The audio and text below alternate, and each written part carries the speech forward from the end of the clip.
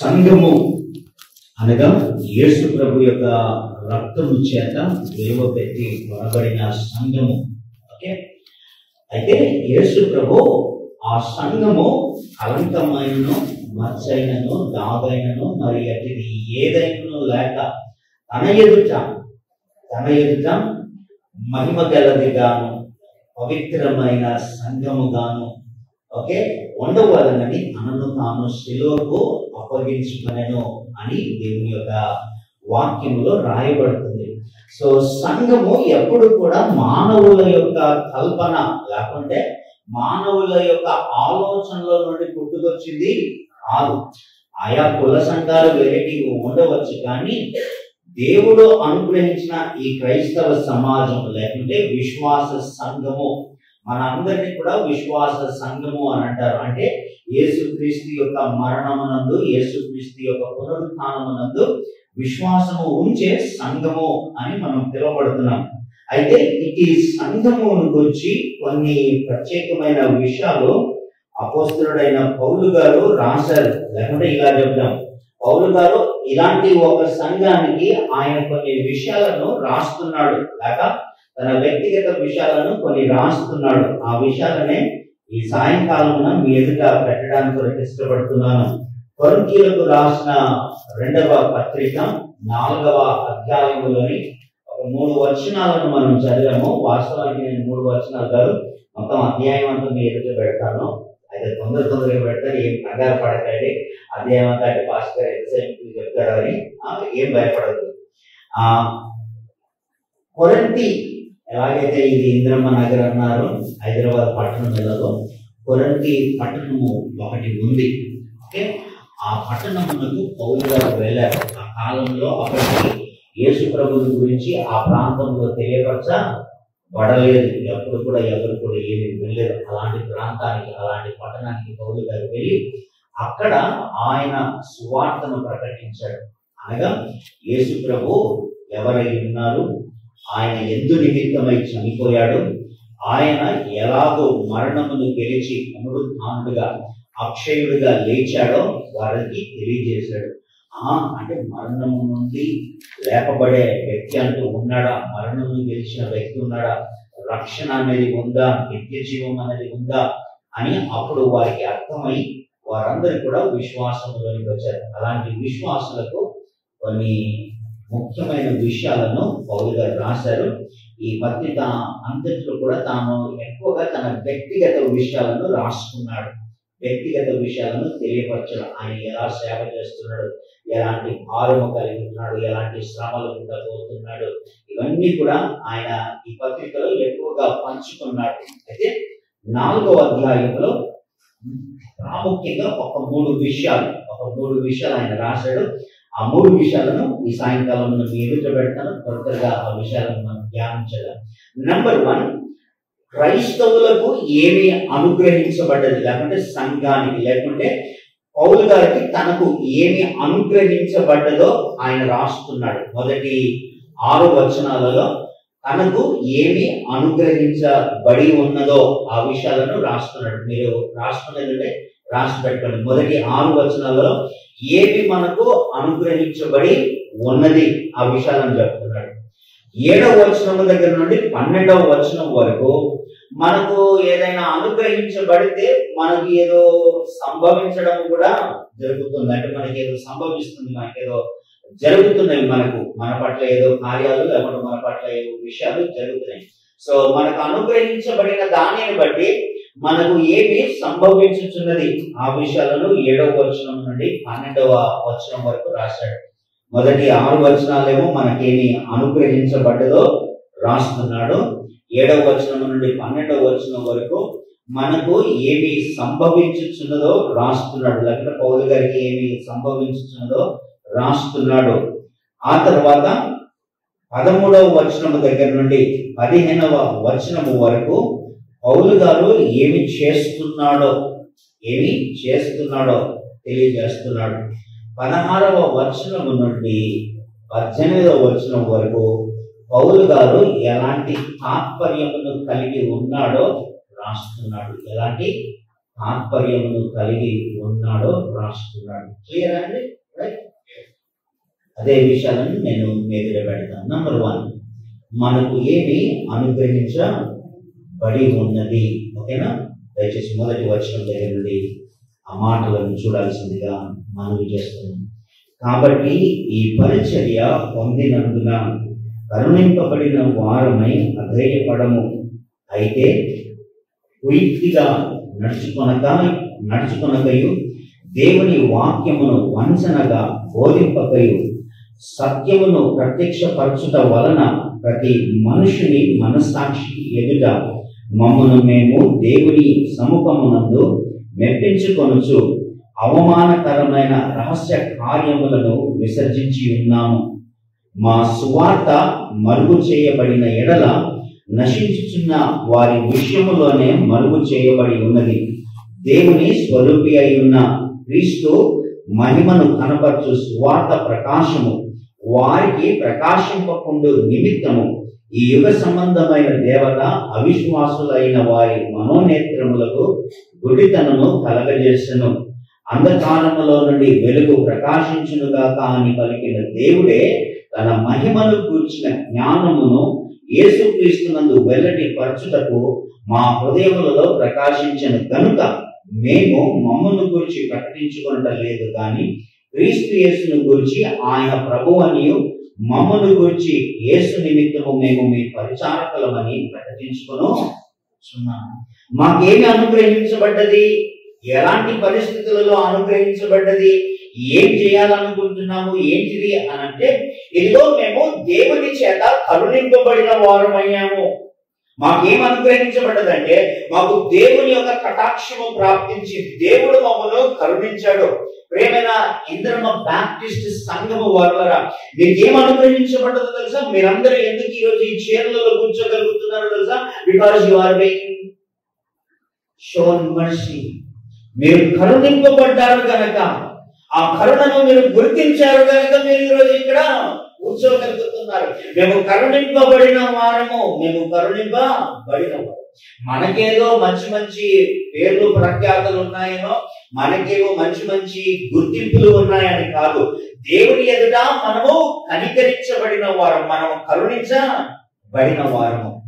యేసు ప్రభు ఏమన్నాడో తెలుసా? ఒక వ్యక్తి అట తన యజమానుని దగ్గర కొన్ని వేల తలాంతులు రుణస్థుడిగా అప్పు తీసుకున్న వాడిగా ఉన్నాడట. తలాంత్ అంటే ఈ డబ్బులు వాయించేదో లేకపోతే ఈ కూడా ఆ తలాంతు కాదు. తలాంటు అంటే తూకము వేసే ఒక కొలమానం. ఎలాగైతే మన దగ్గర 1 కిలో 2 కిలోలు అనేది ఉందో అలాగూ అది బరువును చూసే విధానం తలాంతు అనేది. ఓకేనా? అయితే కొన్ని వేల తలాంతుల బంగారం నాణాలు ఆ రోజు జోకి ఇచ్చేటోళ్ళాడు. అలాంటి కొన్ని వేల తలాంతుల బంగారమును ఆయన అప్పు తీసుకున్నాడు.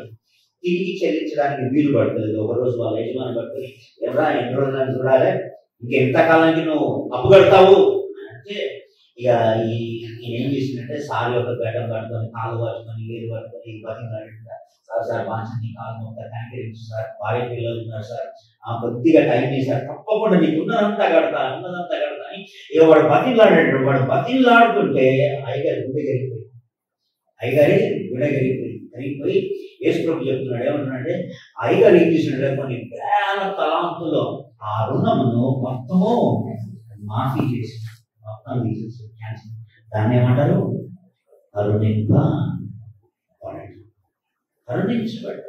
పౌలు గారు ఏమంటారంటే, సంగమా మనము కరుణించబడిన వారు. నేను కరుణించబడ్డాను. నేను ఎలాగైతే సమాజమునకు హానికరముగా ఉన్నానో, నేను ఎలాగైతే యేసుక్రీస్తు పేరు పెట్టుకున్న వారిని హింసించే వాడిగా ఉన్నానో, నేను మునుపు ఎలాగో దూషకుడిగా బ్రతికానో, అలాంటి వాడనైన నన్ను దేవుడు కనికరించాడు, నన్ను కరుణించి నన్ను రక్షించాడు. అంత మాత్రమే కాదు, కరుణించి నన్ను రక్షించడం మాత్రం కాదు, మాకు పరిచర్యను మాకు అప్పగించాడు.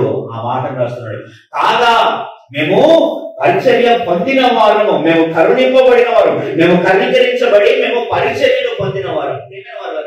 మనం కేవలము బైబిల్ పట్టుకొని ఆదివారం వచ్చి కూర్చొని ఆరాధించుకొని పోవడానికి వరకు లేదు. మనకు పరిచర్య అప్పగించబడ్డది. మీకు పరిచర్య అనడానికి చాలా చిన్న మంచి సులువైన ఉదాహరణ ఇద్దాం.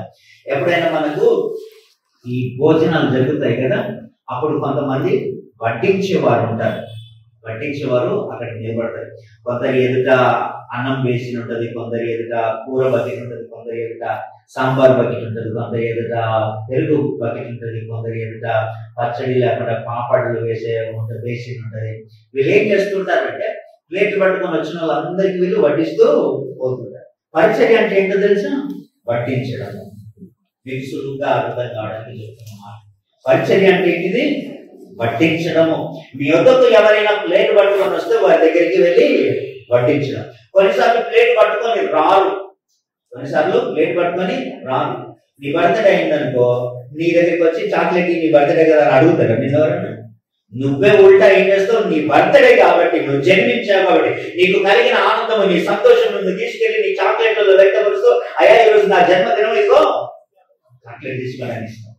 అట్లాగే ఇదిగో యేసుక్రీస్తు వలన నేను పాపక్షమాపణ పొందాను, మేము నిత్య జీవమును పొందాము, ఇదిగో మా ఆనందము అని చెప్పి మనం తీసుకెళ్లి మనము వడ్డన చేయాల. మన చాక్లెట్లను మనము వారికి అందించాల. మన స్వార్థను వారికి అందించే వారమై మనము కనికరించబడి మనం ఈ పరిచర్యను పొందాము.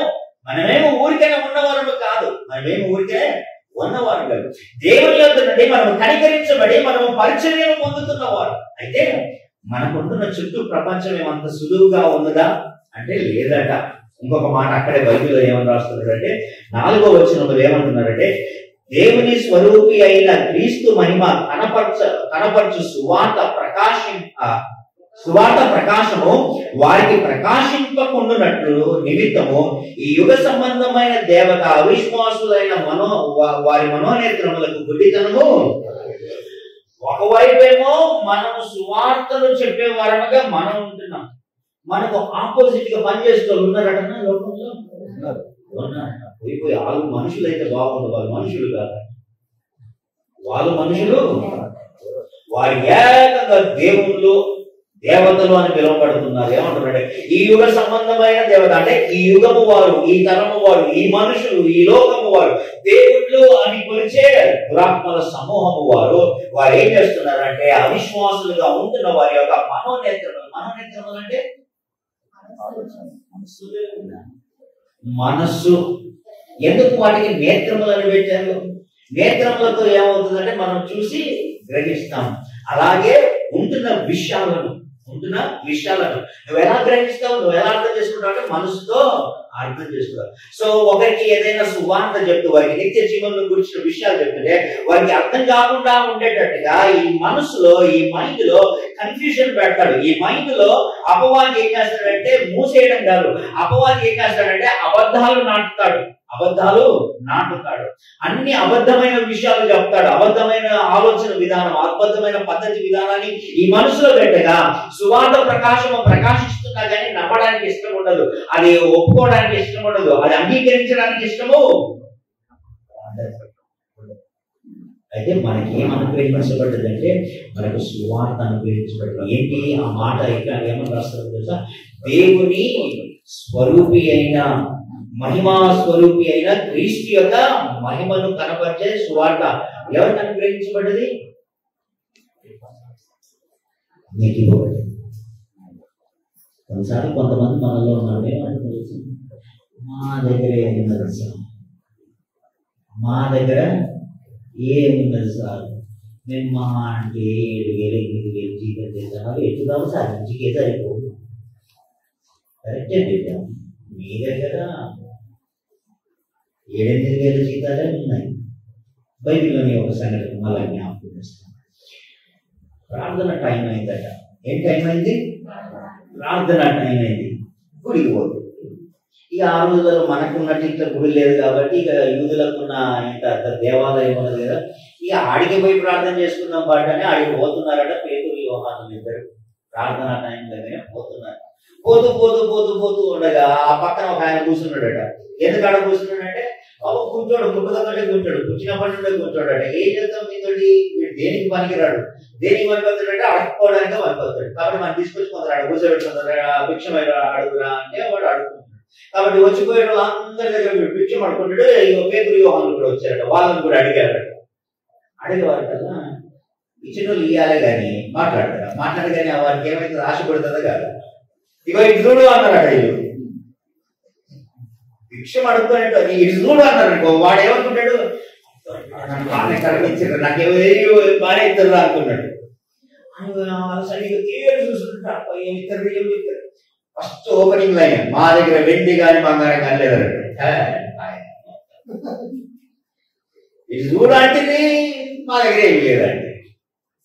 అయితే మా దగ్గర వెండి బంగారములు లేవు కానీ వాటికంటే మించింది మాకు ఒకటి ఉంది, వాటికంటే మించింది మాకు ఒకటి ఉంది. వెండి బంగారములు నీకు ఇస్తే నీకు అన్నం దొరుకుతుంది కానీ నీ కాదు బాగు కావు. నీకు వెండి బంగారములు ఇస్తే, నీకు ఇంకేమైనా ఇస్తే నువ్వు ఈ లోకంలో కొంతకాలం బ్రతకడానికి మీకు వీలు పడుతుంది. కానీ బాగా వేరండి ఈ మాట, మీకు ఏదైనా వెండి బంగారములు ఇస్తే నువ్వు ఈ లోకంలో కొంత వరకు బ్రతకడానికి వీలు పడుతుంది. కానీ నువ్వు నిత్యత్వానికి బ్రతకడానికి వీలు పడుతుందా? నిత్యత్వానికి బ్రతకడానికి వీలు పడుతుందా? మరణము నుండి విడిపించడానికి వీలు పడుతుందా? నీకు అమరత్వములోనికి ప్రవేశించడానికి నీకు వీలు పడుతుందా? అయితే వెండి బంగారముల కంటే మించినది, నేను మరణము నుండి విడిపించేది, మరణములో నుండి దాటి తీర్పులోనికి రాకుండా నేను నిత్య జీవములోనికి నడిపించేది, ఇదిగో నేను నీకు ఇస్తాను అని చెప్పి వాడు ఏమన్నాడు, ఇదిగో యేసు నామములో నువ్వు లేచి నడుము.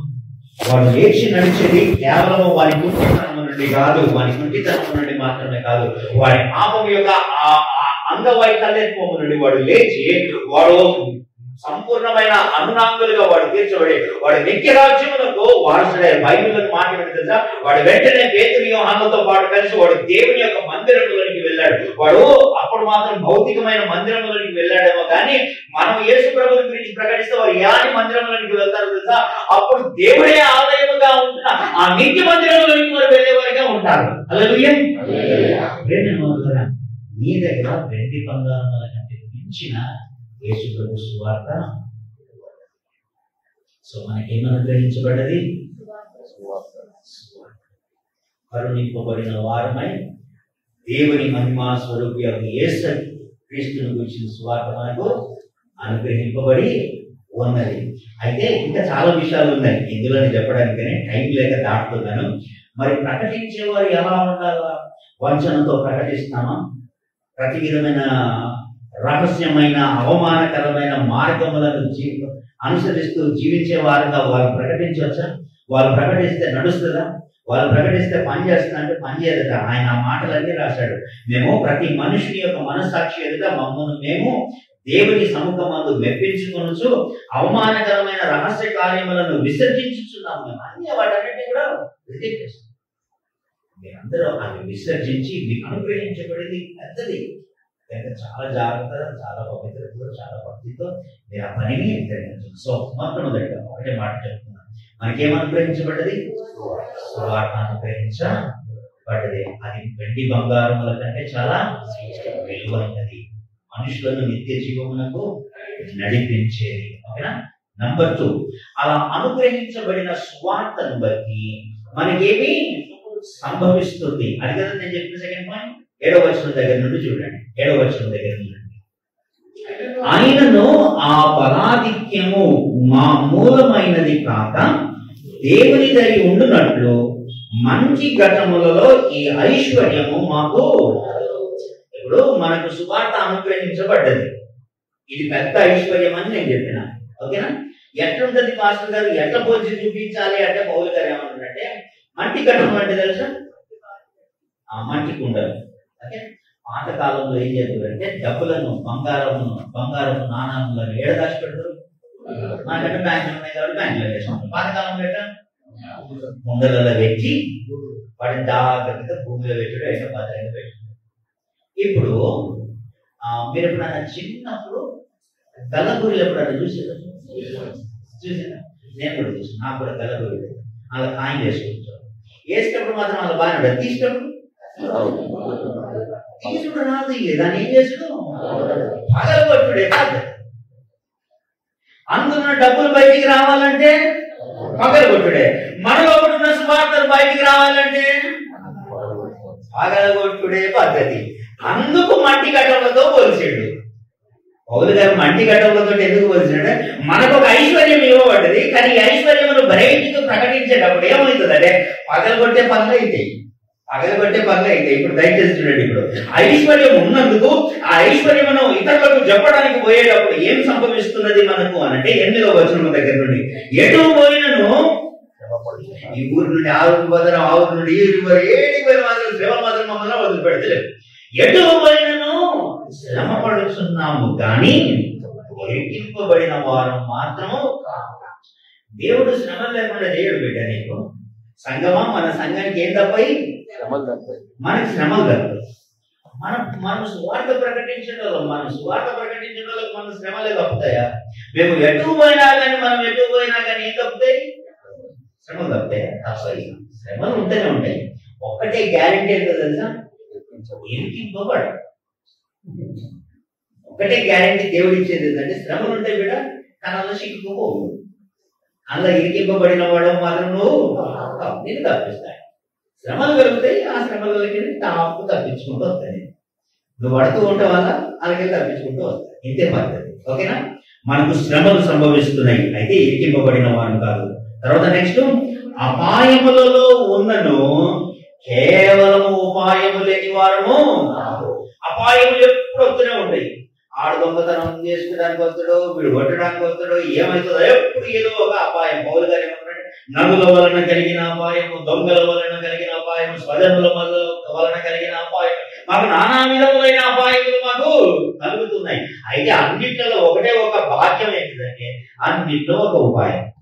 అన్నిట్లో ఒక మీరు కాకి కథ తిన్నారు కదా, దానికి దాహం అయిందంట. అస్థి ఆ కుండ దగ్గర చూడగానే ఏమైంది? నీళ్లు ఉన్నాయి కానీ కిందికనే ఉన్నాయి. ఏం చేద్దాం? రాళ్ళు వేసుకున్నాం. దాన్ని ఏమంటారంటే రాళ్ళు వేయగానే నీళ్లు పైకి నీళ్ళు తాగి శుభ్రంగా ఎగిరి మనకు కోరడని అపాయంలో కలుగుతాయి. ఆ అపాయంలో అన్నింటిలో దేవుడు ఇస్తాడు. మనకు శ్రమలు కలుగుతున్నాయి, మనకు అపాయములు కలుగుతున్నవి. ఆ తర్వాత ఇంకొక మాట, తరమపడుచున్నామా. మేమేమవుతున్నాం? తరమపడుచున్నాము, దిక్కులేని వారము. వాడన్న ధర్ముడు మొదలు పెట్టిందనుకో ఇంటి చుట్టే తిరుగుతామా? ధర్ముడు మొదలు పెడితే ఫస్ట్ ఏదో వదిలిపెట్టిపోతాం, ఇల్లు వదిలిపెట్టకపోతాం, మనం ఊరు వదిలిపెట్టే పోతాం. ఎందుకంటే వాళ్ళకి తెలిసిన సత్యం ఏంటి? మన ఇల్లు తెలుసు కాబట్టి ఏడ దొరుకుతాడు, ఇంటికాడ దొరుకుతాడు. అది ఫస్ట్ వచ్చి కావాలి కదా ఇక్కడ ఇంటికాడనే. వీడు ఏ ఊరికి చెందినాడు? ఆ ఊరికి చెందినాడు. మనం ధర్మటోడు ఏడికి వస్తాడు? ఫస్ట్ మన ఊరికి వస్తాడు, మన ఇంటికి వస్తాడు. కాబట్టి మళ్ళా మనం పోయి మన ఊరి దగ్గర నుండి మన ఇంటి దగ్గర చుట్టూ తిరుగుతామా? వేరే ఊరి దగ్గర పారిపోతాం.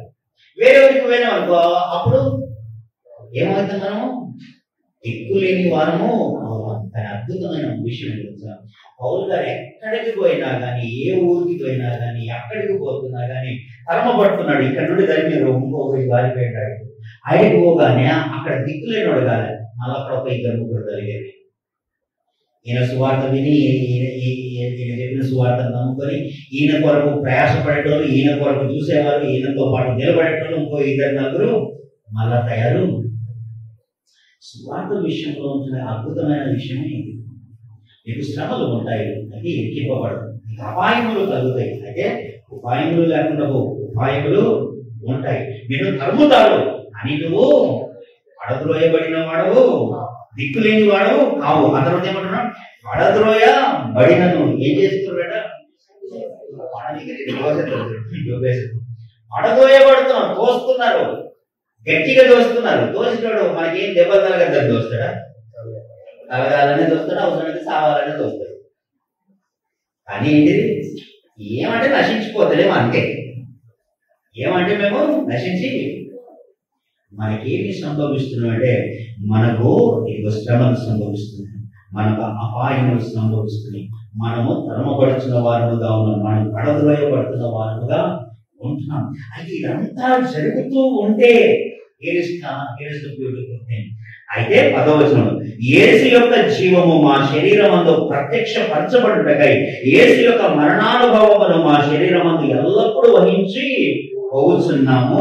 ఏలనగా యేసు యొక్క జీవము కూడా మా మధ్య శరీరమందు ప్రత్యక్షపరచబడినట్లు సజీవులమైన మేము ఎల్లప్పుడూ యేసు నిమిత్తము మరణమునకు అప్పగింపబడుచున్నాము. 12వ వచనం చాలా ఇంపార్టెంట్.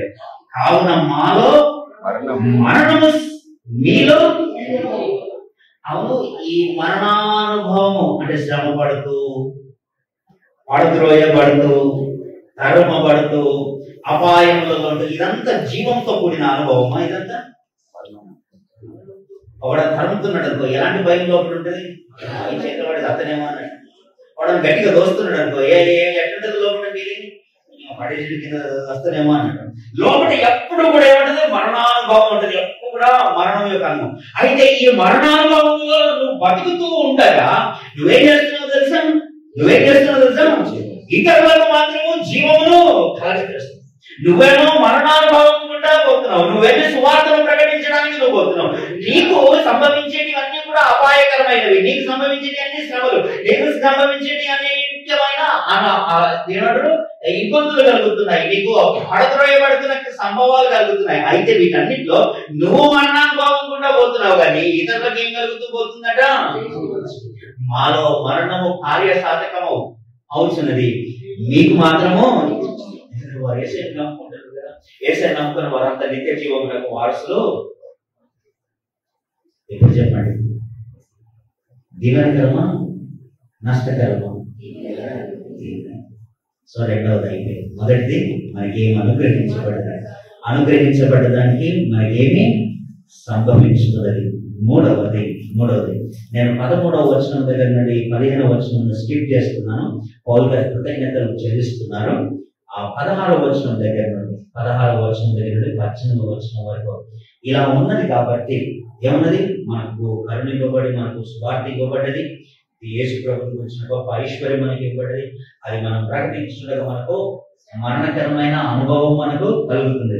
భయపడదామా? మరి పిరికితనంతో ఉందామా? పోయి దాక్కుందామా? లేకపోతే వదిలిపెట్టిపోయి పక్కన ఇంకేదైనా పని చూసుకుందామా? అంటే పౌలు గారు ఏమంటున్నారంటే 16వ వచనం, కావున మేము అదే పాస్టర్ గారు, పౌలు గారు మీరు తరమబడుతున్నారేమో. అవును సార్, తరమబడుతున్నాము. అయితే అధైర్యపడాలి. తరమబడితే మరి మీరు భయపడాలి కదా, బాగా అధైర్యానికి గురి కావాలి కదంటే, మేమేమి అధైర్యపడతాం,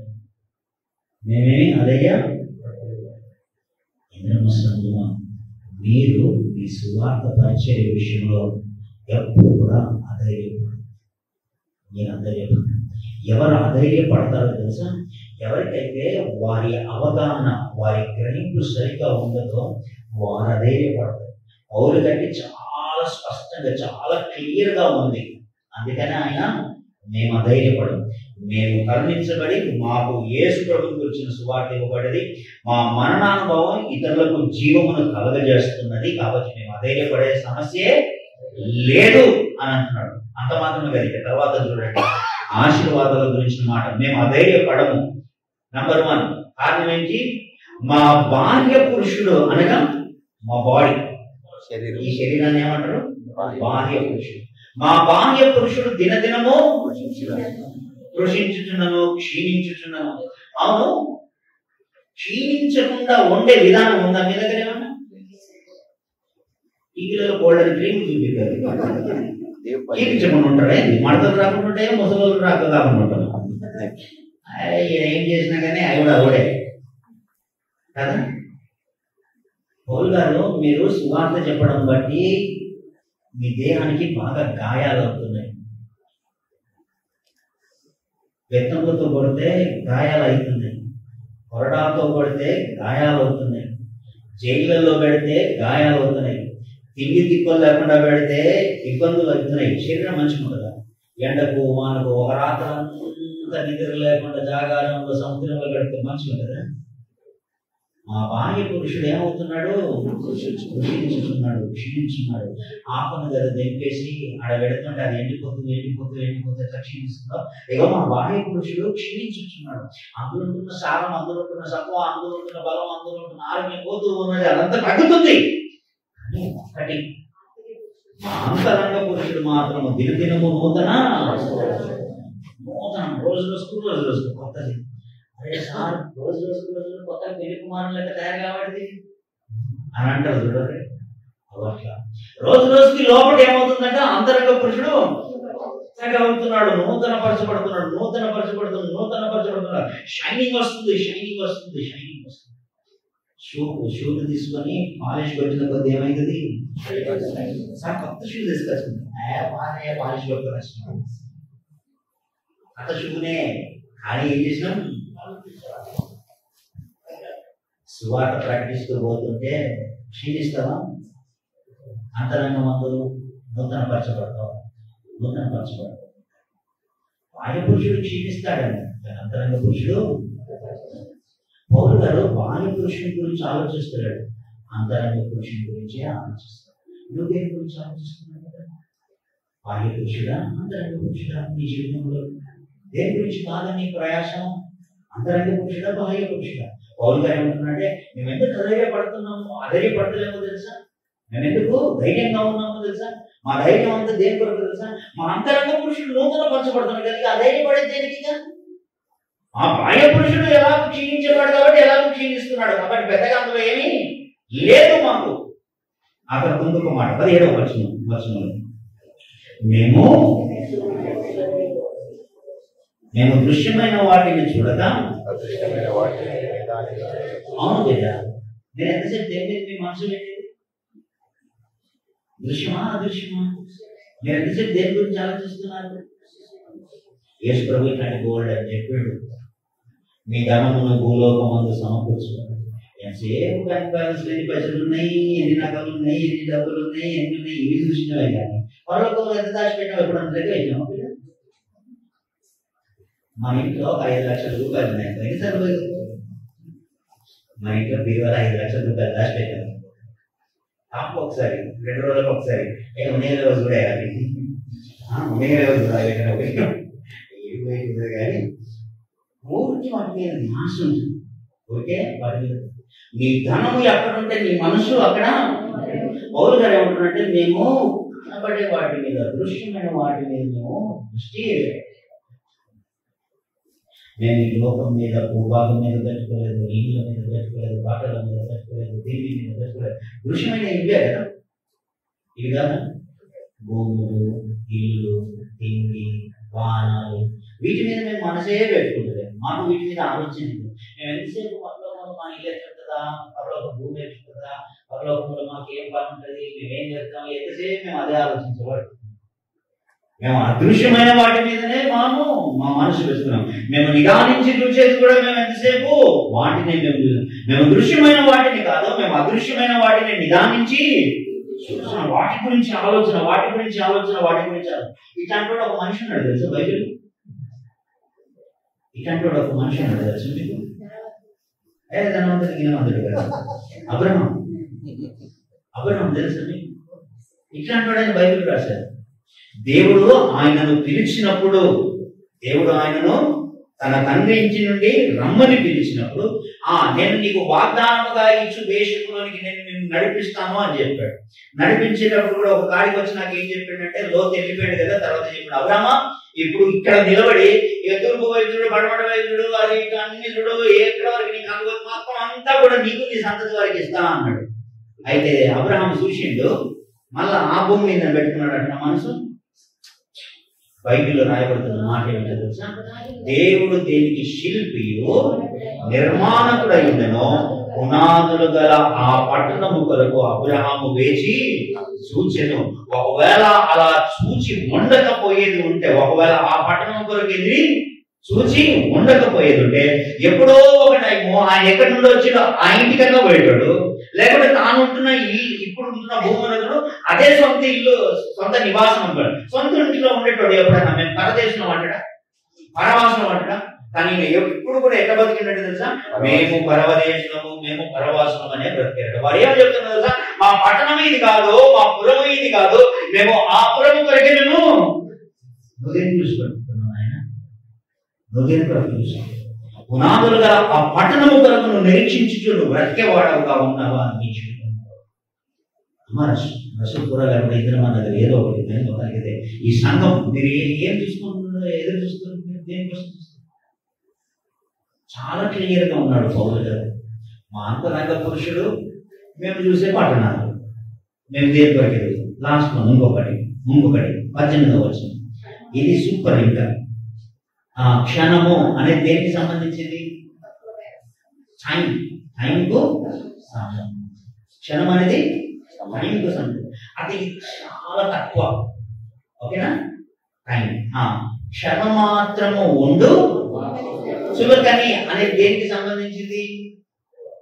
బరువుకు సంబంధించింది. విలువ లేదు, బరువుకు చులకనగా లైట్ వెయిట్ చెప్పులు కావాలి మనకు.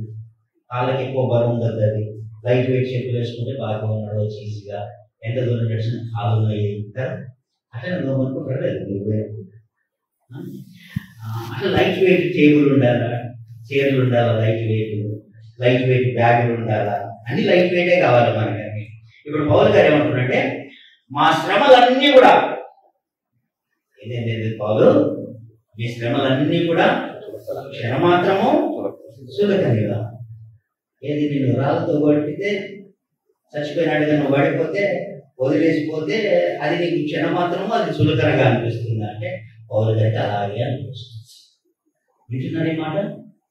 కొంతమందికి చిన్న చాలా పెద్ద ఎన్ని రోజులు ఎట్లా ఉంచుతున్నాను అని కొంతమంది మనవులు ప్రారంభించారు. పౌలు గారు చాలా చులకని తీసుకుపోయి బందీగ్రహంలో పెట్టినట్ట, సువార్త ప్రకటిస్తున్నారట. చాలా చులకని శ్రమ, చాలా లైట్గా ఉంది ఈ శ్రమ, చాలా తక్కువ క్షణమాత్రం ఉండు మా చులకని. ఇప్పుడు వస్తున్న మాట బాగా గుర్తుపెట్టుకొని, మా క్షణమాత్రమును మాకు చులకని శ్రమ అంతకంతకు ఎక్కువగా. మా చులకని శ్రమ ఇది క్షణమాత్రమును, మా చులకని శ్రమ మా కొరకు అంతకంతకు ఎక్కువగా నిత్యమైన అనేది మళ్ళీ అప్పుడేమో క్షణం అన్నాడు, ఇప్పుడేమో నిత్యం అంటున్నాడు. క్షణమో ఇట్లాంటి క్షణం అయిపోయాయి. నిత్యం అంటే ఏంటి చెప్తాం? ఊరే ఉంటది, కొత్త లేదా దానికి.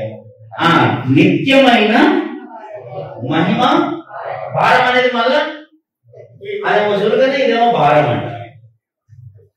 బాగా వినండి, ఇటేమో శ్రమ, ఇటేమో మహిమ. వింటున్నారు ఈ మాట? ఇటేమో శ్రమ, ఇటేమో మహిమ. ఈ శ్రమనేమో చులకనిది, ఈ శ్రమనేమో క్షణమాత్రము ఉంటున్నది. అయితే ఈ శ్రమనే ఏం కలుగజేస్తుందట? నిత్యమైన. ఎక్కడేమో క్షణమాత్రము, ఇక్కడేమో నిత్యమైన.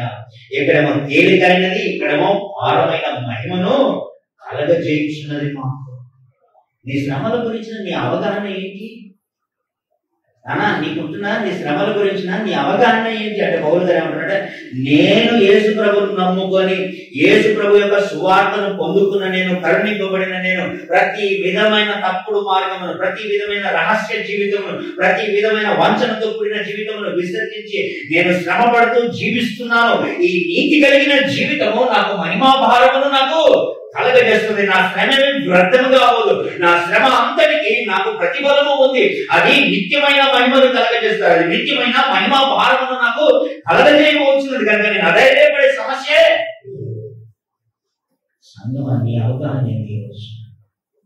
నీ అవగాహన మనకి ఏమి కలిగి ఉన్నది, మనకి ఏమి సంభవించుతున్నది, మనం ఎలాంటి తాత్పర్యంలో కలిగిన వారుగా లాస్ట్ మాట ఒకటి రాశాడు, దృశ్యమైనవన్నీ కూడా అదృశ్యమైనవి. పర్మనెంట్ జాబ్ కావాలన్నా టెంపరీ జాబ్ కావాలన్నా? పర్మనెంట్ జాబ్ కావాలన్నా టెంపరీ జాబ్ కావాలి? పర్మనెంట్ జీవితం కావాలన్నా టెంపరీ జీవితం కావాలి? టెంపరీ పిల్లలు కావాలన్నా పర్మనెంట్ పిల్లలు కావాలి? అన్ని పర్మనెంటే కావాలి. నాకు ఉద్యోగం పర్మనెంటే కావాలా, నా ఇల్లు పర్మనెంట్ కావాలి, నాకున్న భార్య నాకున్న భర్త పర్మనెంట్, అన్ని పర్మనెంట్ కావాలి. జీవం మాత్రం పర్మనెంట్ కదా. ఆశీర్వాదం మాత్రం పర్మనెంట్ది కావద్దా? పర్మనెంట్గా అయితే అది దృశ్యమైనది కాదు, అది అదృశ్యం. నీకు కనబడుతున్న దృశ్యమైనవన్నీ టెంపరీ, నీకు ఉంచిన దృశ్యమైనవన్నీ టెంపరీ. అదృశ్యమైనవి అవి పర్మనెంట్. అంత మంచి తాత్పర్యం. 12 సంవత్సరాలు పూర్తయినాయి కదా బిడ్డ. నీ తాత్పర్యం ఏంటి? నీకేమి ఇవ్వబడ్డదో నీకు తెలుసా? నీకు ఏమి సంభవిస్తుందో ఆ సంభవించే వాటిలో నీకు ఎలాంటి భాగ్యం ఉందో నీకు అవగాహన, క్లారిటీ ఉందా? అదే క్లారిటీ ఒకవేళ నీకు ఉండేదంటే పౌరులాగా చక్కగా మాట చెప్తారు, మేము అధైర్యపడే ప్రసక్తి ధైర్యంగా ఉంటున్నా. మీరు మన దగ్గర ప్రార్థిస్తున్నాను. ఏ విషయంలో ధైర్యంగా ఉన్నారు? మా జీవితం గురించి, మా పరిచర్య గురించి మేము ధైర్యం. మా పరిచర్య వలన నలుగురు జీవములోనికి వస్తారు. మా పరిచర్య వలన మా బాహ్య పురుషుడు క్షీణిస్తాడు, కానీ మా అంతరంగ పురుషుడు నూతనపరచబడతాడు. మా పరిచర్య ద్వారా ఈ యుగ సంబంధమైన దేవత కలగజేసిన గుడితనం నుండి మనుషులు విడిపించబడతారు. మా పరిచర్య గురించిన కాన్ఫిడెన్స్ మాకు ఉంది, మాకు అస్పష్టత. అందుకని మేము ఆగం, మేము పోతూనే ఉంటాం. ఇక పరిచర్య మేము ఎవరి కోసం వేచి చూడము. మేము వేచి మోకరిస్తాం, ప్రార్థన చేస్తాం, దేవుని యొక్క బలం పొందుకుంటా పోతూనే ఉంటాం. అలాంటి సంఘంగా దేవుని ప్రార్థన చేస్తాం. శక్తి కలిగిన మా దేవ, మాకు ఏమి మాకు అనుగ్రహించబడిన దాన్ని బట్టి మాకు ఏమి సంభవించినో గ్రహించగలదు. అలాంటి సమయాలలో, అలాంటి జీవన విధానంలో మేమైతే దృక్పథము తాత్పర్యం కలిగిన వారంగా ఉండాలి. మీ వాక్యంలో నుండి నేర్చుకుంటున్నాను ప్రభా. నేటి యుగంలో, నేటి తరంలోనైనా ఆయా సంఘాలనైనా తప్పుడు బోధలలో పడుతూ, తప్పుడు విధానములలోనికి పోతూ, తప్పుడు తాత్పర్యములలోనికి పోతున్నారు. వారు ఏం చేయాలో, వారికి సంభవించినో, వారికి ఎట్టి తాత్పర్యం ఉండాలో ఏది సరిగా అర్థం కాకుండా అయోమయమైన స్థితులలో ఉన్నారు. అయితే ప్రభా, మాకు మీ లేఖన సత్యాలను నిర్ణయిస్తున్నారు. మాకు మీ లేఖన సత్యాలను మాకు దేవుని మహిమ స్వరూపి అయిన క్రీస్తు మాకు అనుగ్రహించారు. ఆ మహిమ స్వరూపైన క్రీస్తుని గురించిన సువార్త ప్రకాశమైన మేము ఈ లోకంలో విరచిమాల్సిన వారుగా ఉన్నాం. ఆ వెలుగులో ఇతరులకి ఇంకొనైనా పరిచయం చేయాల్సిన బాధ్యత మాపై. అభిషేకమైన ఈ సంఘములకు, ఈ సంఘ సభ్యులకు ప్రార్థిస్తున్నాం. సండే స్కూల్ మొదలుకొని మరి పెద్దల వరకు ప్రతి ఒక్కరూ